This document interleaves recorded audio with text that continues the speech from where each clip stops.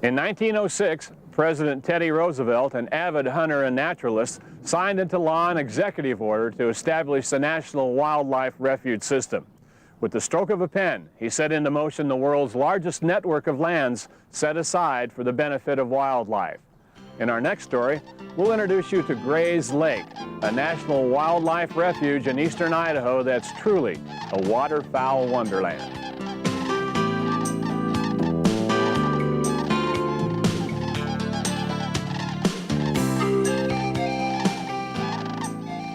Gray's Lake is a real jewel and a unique piece of habitat that needs to be protected. It is so productive and so unique in terms of its size.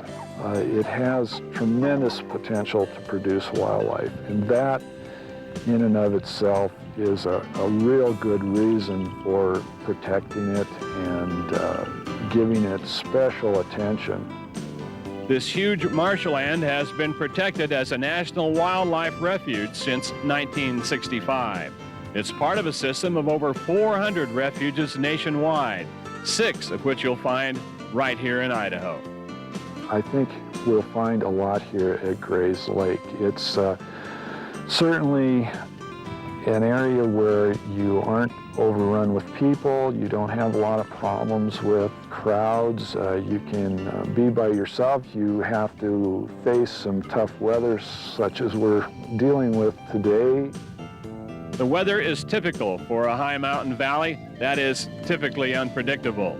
Nestled in the Caribou Range of the Northern Rockies, Gray's Lake sits at an elevation of 6,400 feet. This means long winters and sluggish springs. Today, the marsh is veiled in a slow-moving mass of dark gray clouds that produces gentle, intermittent rains.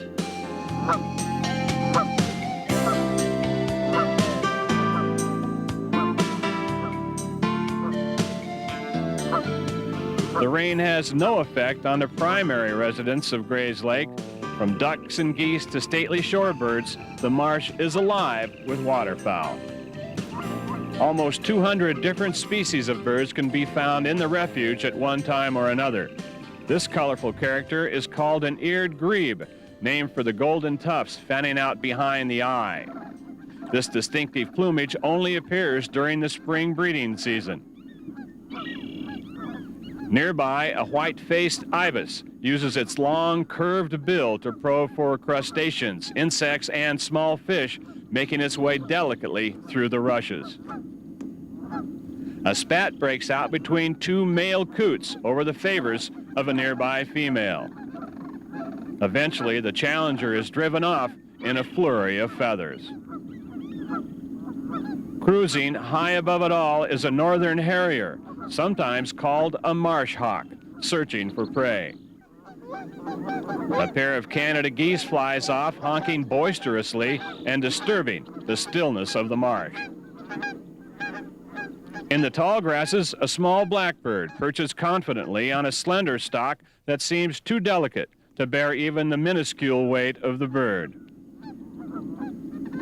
A mix of trumpeter swans and sandhill cranes share the shoreline. The trumpeters are fighting their way back from near extinction.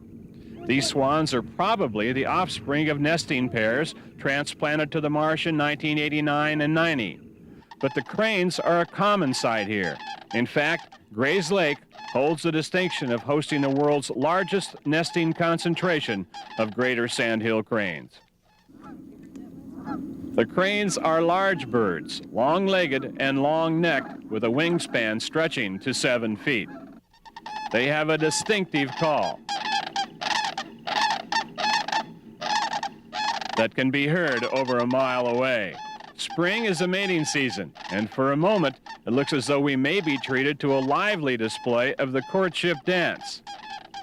But before it even gets going, the cranes seem to lose interest and drift away. Eventually, they will mate and lay up to 2 eggs on flat nests like this, bringing off a brood that will follow them like small shadows throughout the summer. Finally, in the fall, they'll migrate south to their wintering grounds in New Mexico.